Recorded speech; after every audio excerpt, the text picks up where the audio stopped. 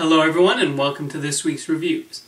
Well, the summer movie season is winding down, but there are still a couple films left to be released. Let's start with Ryan Reynolds being hired to protect Samuel L. Jackson in this Europe-spanning action comedy. This is The Hitman's Bodyguard. This is the kind of high-concept film that if Reynolds and Jackson weren't in it, it would probably not have ended up on the big screen. They elevate the material slightly, but the film never rises above mediocre and is just sort of your run-of-the-mill action film. They both provide some decent laughs, but you can tell this is a director more interested in directing explosive action scenes. And yes, the action does its job suitably enough, but I never found myself truly invested in the conflict. There's a whole subplot with Gary Oldman as an Eastern European dictator, and those scenes feel like they come from an entirely different film. Salma Hayek also shows up, mostly to sit in a prison cell and yell expletives. Yep, this is one of those scripts that thinks the height of hilarity is shouting the F-bomb. Even Reynolds at one point bemoans that the impact of that particular profanity is lost because of how often Jackson says it. It's rare for a movie to actually criticize itself like that, but there we go.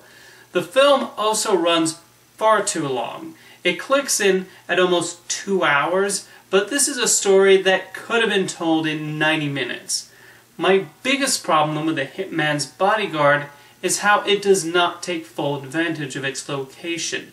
It almost feels like the decision to partly set it in the Netherlands, not a common locale for a big Hollywood action film, was done at the last minute to take advantage of local tax credits.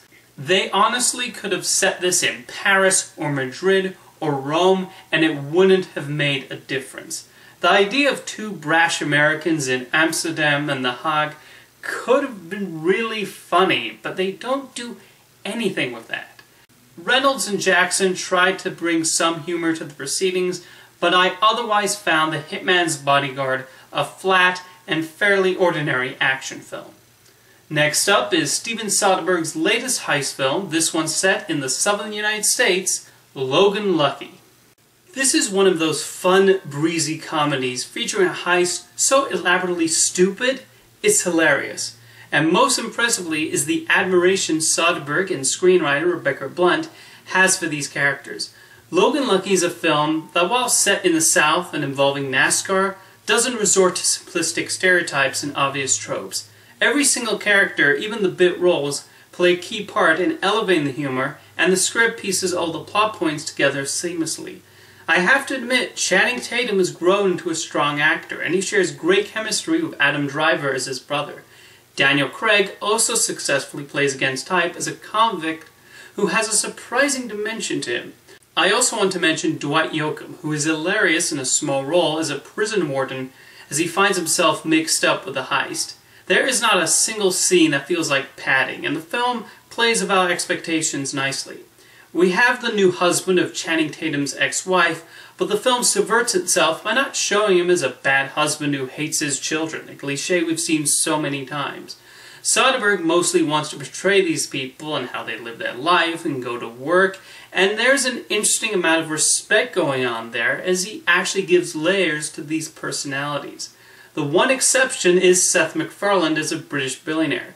He's the one major character not from the South, and the only one the film continually mocks at every turn. It's things like that Logan Lucky subverts.